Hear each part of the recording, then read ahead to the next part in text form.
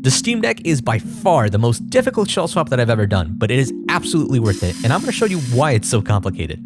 I may not be the first, but I really feel like I've definitely done it the best, and yes, while it may be hard, I feel like I have a few tricks that other people haven't really figured out yet. So, I'm going to walk you through the whole process, disassemble my personal Steam Deck right in front of you, and see how it turns out. I love my Steam Deck. I love my Steam Deck. At this point, it's finally reserved its own little place in my gaming collection because, while I'm not playing the latest next-gen games on it, as I have like a proper next-gen console for that sort of thing, I find myself using it a lot more for all the indie PC games that I can't really get anywhere else. By the way, if you used to play Jet Set Radio when you were like a kid, go play Bomber Cyberpunk. It is so good. It's like the 2023 update of Jet Set Radio that we needed. Now, at this point, I've modified almost everything on my deck. I have a custom boot up that I think is pretty neat. I have a custom theme on my home menu, and I even changed up the music and sounds. Let me know if this sounds familiar. Now, I did get a skin for my Steam Deck. This one was sent to me by dbrand, and yes, it is meant to resemble a certain Nintendo console. They even blurred out the logo so Nintendo doesn't come and slash my tires. But that's only because there was no shell swaps available. Seems like most people didn't really want to try it, as it'll involve removing the screen, which is very delicate. If you're not comfortable with that, skins are still a great option, albeit not perfect. But at this point, I modified everything else. Why wouldn't I just go all out? So that's where Extremerate comes in. Now, these guys are known for their quality shell swaps. I was super excited when they finally came out with these for the deck. I put up a poll, and you guys told me to go for a retro purple look, so I think it's going to look great. Not going to waste your time here, so I'm just going to go through what's in the box really quickly. It's got some tools, although I personally prefer my own. Some new replacement screws, because I know someone's going to drop a screw into the carpet. Yes, Noah, I'm talking about you. Colored buttons, triggers, and a whole load of grills, adhesive strips, and stickers, which we'll use later. Oh, and of course, the beautiful shell itself. It's okay, you can cry if you have to. Now, before we do anything, I need to stress how important this is. Remove your SD card. Seriously, if you try to open this thing up with your SD card still in there, it will tear in half, and that's a really expensive mistake. Just set it aside for now. Now, one of the things I really didn't like about the Steam Deck was the included charger. I mean, it's fine, don't get me wrong, but it's pretty bulky, the prongs stick out, and it's hard to fit in most places. So what I would definitely suggest is one of these Ugreen Nexo chargers. They use gallium nitrate chips so they can charge way faster at a much smaller size. And these things are fast, and this 45-watt charger, it's your Steam Deck's new best friend. Look, it's even smaller than the original charger, and it still has an extra USB port for anything else. This 65-watt one is great to power your Steam Deck, plus your phone at the same time, or just straight up charge your Steam Deck faster. And if you want to go mega crazy with your stuff, you can grab this 100-watt super compact charger. I mean, this thing could support a wife and kids if you try hard enough. It's fast enough to charge your laptop or 3 or more devices without having to compromise on speed. This is one of the best first purchases you can make for your Steam Deck. If you want to pick up one of these for yourself, I'm going to leave a link in the description where you can pick up one of these Nexo chargers by Ugreen. They actually sponsored this video, so big thanks to them for supporting the channel. If you're going to be trying this on your own, I would really suggest getting some extra tools just to make the job a little easier. I'm personally using a few that'll make this much less of a pain. First, a solid toolkit. This one is more because I like the screwdriver that's included, but most importantly, it has things like pry tools and guitar picks that will make opening the system a lot easier. The one that I use is by iFixit. While this is a nice setup, you don't need something this extra. I'll link this and a cheaper toolkit that should still work in the description. Next, one of these floppy things. Yeah, good luck explaining why you bought this to your parents. Now, it might look soft now, but don't worry, it still is very useful for something. This is designed to evenly heat up screens over time. You just toss this in a microwave for a minute until it's hot, and it'll evenly heat up whatever adhesive is under the display. Again, link is going to be in the description. And of course, a heat gun. It's a last resort type thing. You can also use a hairdryer. I don't know why some YouTubers say you can't use a hairdryer. It works fine. It just takes longer to heat up compared to a proper heat gun. I'll link a cheap one for you if you prefer one of these though. Now, with the SD card promptly removed, we can start by taking off the 8 screws at the back of the deck. This is the easiest part of this whole operation.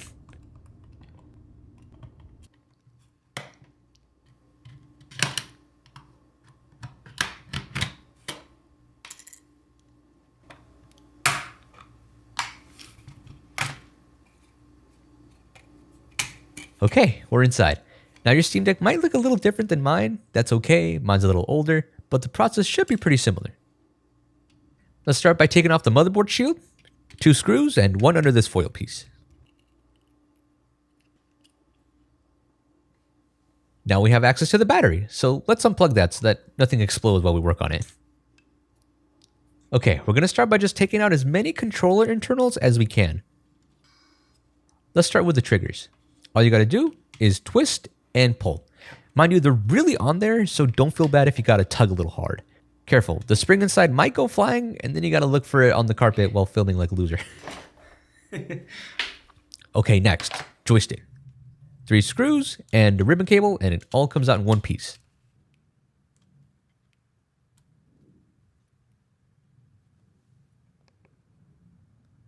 Now that that's out, we have better access to the bumper. That's the R1 and L1 button.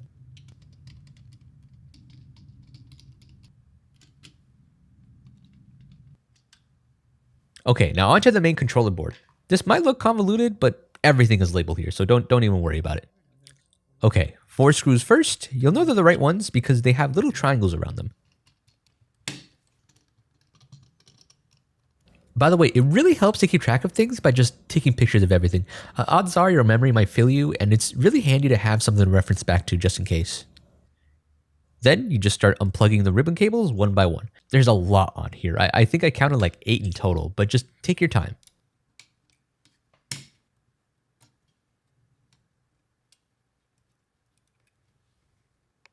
And there, it's out. Kind of looks like a sad piggy if you hold it sideways. Oh, don't cry, little pig. We'll take good care of you. Right, guys? Okay, next, touchpads. There's 4 screws holding in the actual sensor, and then another 4 screws that hold in the actual springs that makes this thing vibrate.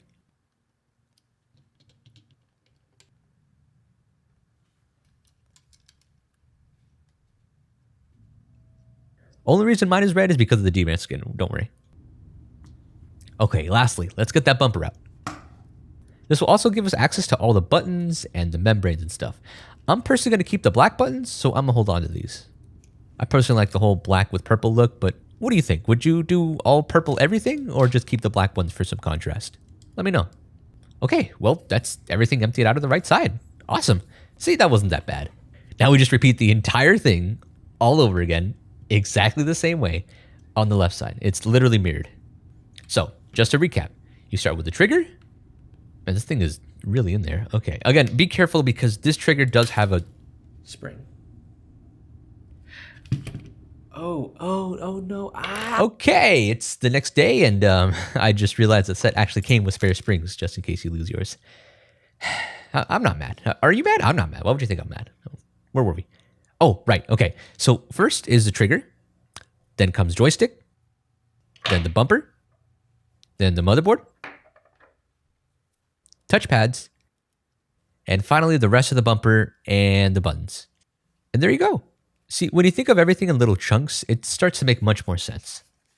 By the way, if you're wondering how the hell is he organizing all this, I'm gonna give you a little sneak peek. I'm basically just remaking the entire deck, but in pieces, so I know exactly where everything goes. It just makes the most sense to keep track of all the screws, so it's not as bad. You can still see the remnants of a Steam Deck, kind of. Okay, now that the tiny components are out, let's finish up by removing the big stuff. Don't worry about having to take out this big battery. It's actually staying with the frame and being transferred over as one whole piece. We're going to start with a heatsink. 2 screws hold it in. And the only thing holding it in at this point is a piece of tape, which you got to peel off. Now's the perfect time to dust out your vents if you can. Mine are still pretty clean though. Take care of your stuff, guys. Be a little careful taking this off. There's thermal paste under this thing. Try not to get it on your fingers. It's not toxic or anything. It's just really annoying to get off. Next is the SSD. You got to peel this off to get to the Wi-Fi antennas. It's just a piece of plastic taped down. Don't worry about damaging it. We're just going to scoot these aside for now. 3 screws holding the motherboard, and after unplugging the fan and the display cable, it should lift right out. Now, resist the urge to just yank it out. There are still some sneaky cables connected to the bottom. Just watch out for those. Okay, we can set that aside for now.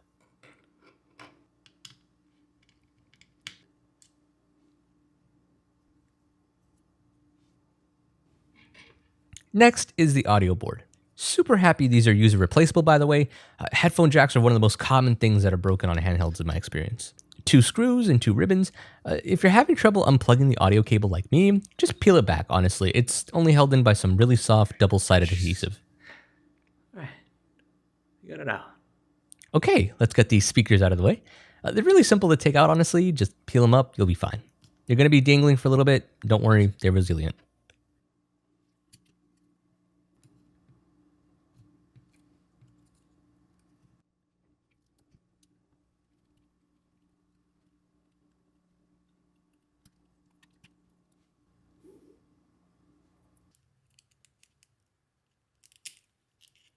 Next, we can pull up this fabric layer protecting the display cable, and after that's unplugged, we can finally start the process that seems to scare everyone, the screen removal. Ooh.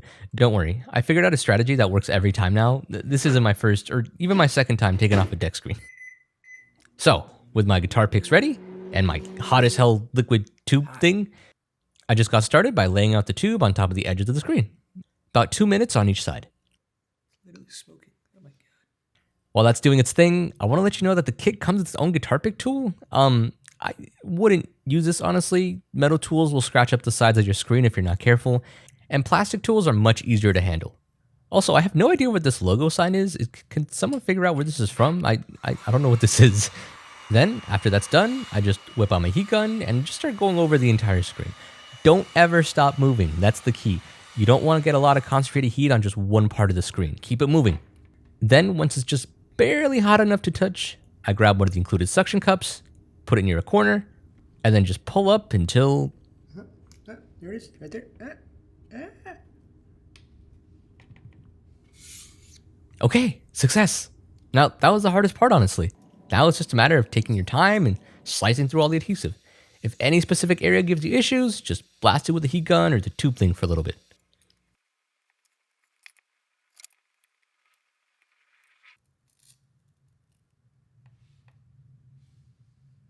Yes. Nice. See? That wasn't that bad. It's all in your head, honestly. Now the rest should be really easy in comparison. That giant magnesium frame needs to come out all in one big solid chunk. So 6 screws in the front and 4 more screws in the back. And the whole thing should just lift out.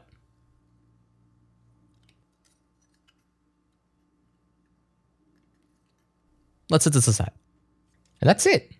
At this point, this deck is starting to become really hollow. The final piece to finally come out is the daylight sensor. Again, the heat gun makes this really easy to pull out. Why haven't you bought a heat gun yet by now? Do you not like me? And that's it. The Steam Deck is now a literal formal shell of itself. And finally, after a little bit of blood and only a couple breakdowns along the way, we can finally start transferring stuff over to the new shell. Yay!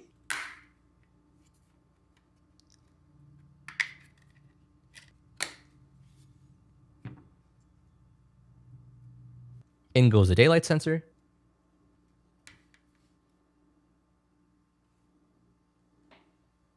Now I'm just transferring all my power, volume, and controller buttons from my old shell.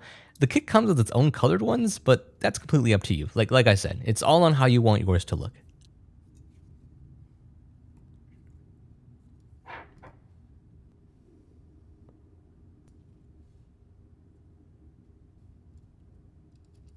I'm not going to be switching over my bumpers, but just in case someone does, it's really easy to switch over. You just pull this back, grab the new piece,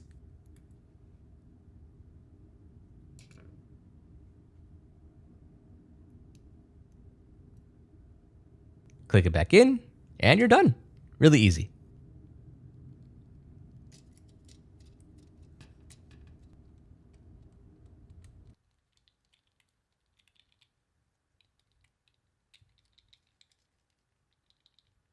Oh, right. This new shell doesn't have any vents on it. Okay, let's fix that real quick.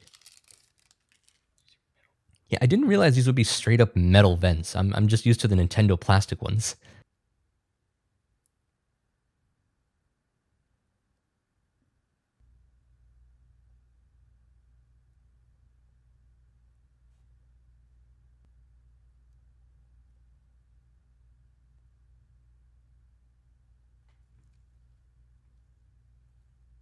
Beautiful.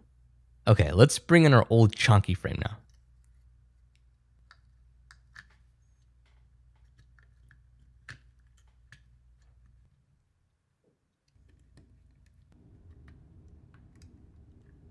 And while we're at it, let's just fix up the speakers already. I'm tired of them just dangling around.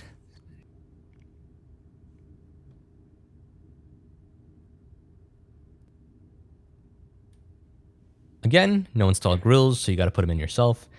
I was a little tired by this point, so they came out looking a little wonky. Oh well, it adds character, whatever.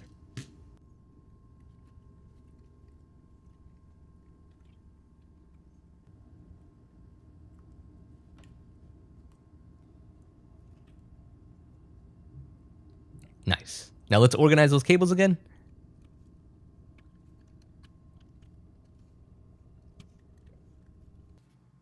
Ah, look at that. It's starting to look like a Steam Deck again. Now, for the part that's not so fun, unfortunately, putting the screen back on. Now, you see the black things left on the frame? That's the adhesive that holds down the screen. We're reinstalling it, so that means we got to put the new adhesive on, which means clearing out the old stuff first. Little by little, bit by bit. Give me like 10 minutes. I'll be right back. Okay. Okay, it's all off the frame as much as I can, which is great since we need as flat as a surface as possible. Now, do it all again, but this time on the screen side. This takes a little while, but you know what really helps speed this up? Yeah, you already know what I'm going to say. That's right, old Heaty Gonzalez to the rescue. Right, get it? Heaty gun.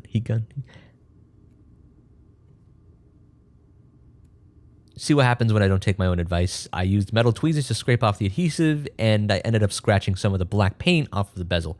Learn from my mistakes. Okay, all clean. Now time to install new adhesive and put the screen back in. I'm a little nervous, honestly, because we're at the point of no return here. If I end up damaging the screen, I straight up won't know until everything is put back together.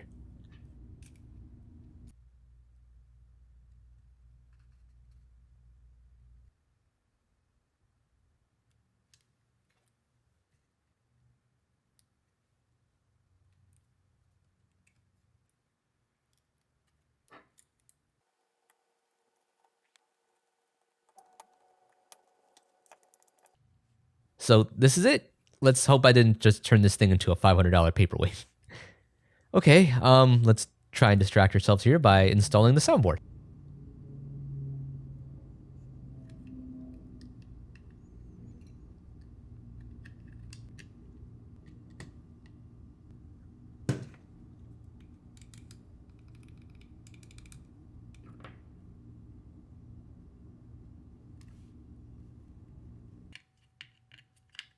Gonna install the fan.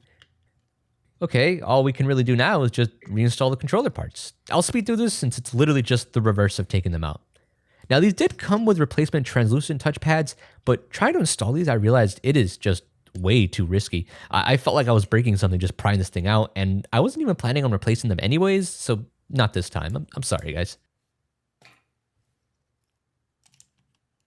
Once the touchpad is back in, then comes the controller board. Then you plug everything back in. Then comes joystick. Then comes the trigger, my old nemesis.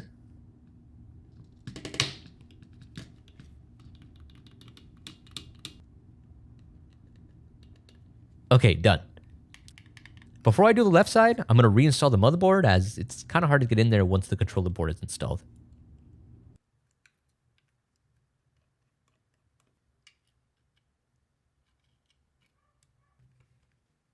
Okay, let's do some movie magic to instantly install the other side.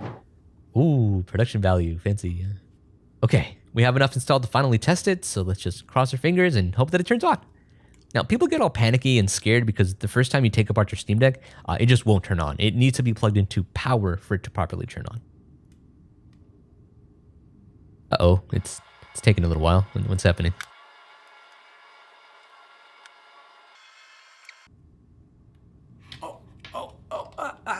Yes! Oh my god, it looks so good. Oh, dude. I was honestly scared I broke the screen. Great job, my little Steam Deck. You live to be taken apart another day. Seeing it all finally coming together, it looks incredible. Genuinely, this thing looks beautiful and tasteful. Okay, let's close the thing up for good now. Last step. Now we just gotta prepare the backplate. First off, the back buttons. Okay, so the kit comes with its own colored buttons you can just screw in, but I like the stock black look from the original Steam Deck, so I originally thought, okay, no worries, I'll just unscrew the old ones and put them in the new shell. But it's never that easy, is it? Turns out, the back buttons on the original have no screws. They were melted into the plastic together. But the hole indents are still there, though. So, I had an absolutely terrible idea. What? Who says drills have to look boring? Anyways, I had no idea if this was going to work, but my theory was if we can drill out the fused plastic, there should be enough room to get them out and screw them into the new shell. Oh.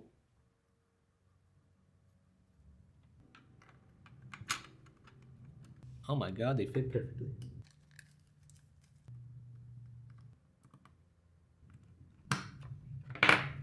Oh my god, it worked. I found a 1/8 bit seemed to do the trick. This is the stupidest thing I've ever tried on a shell swap. I'm surprised this actually worked.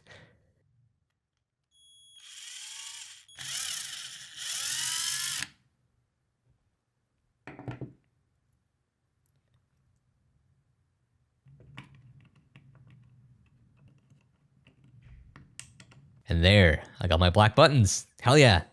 Oh, and my original shell is done. There is holes all over this thing now. There's no way this can be used again.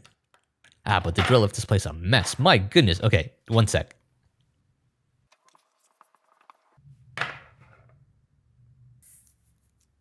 There's no grill installed, so we'll just install that real quick.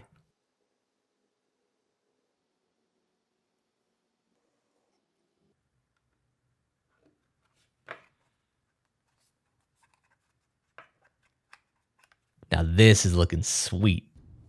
And lastly, this film paper thing. I don't know what it does exactly, but it covers up a lot of the internal parts, and I don't really like that, so I'm just gonna not install it. Hopefully it's not something important.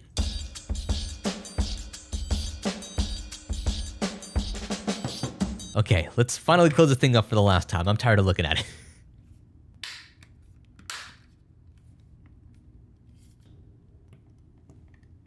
And there it is. It looks miles better than I anticipated.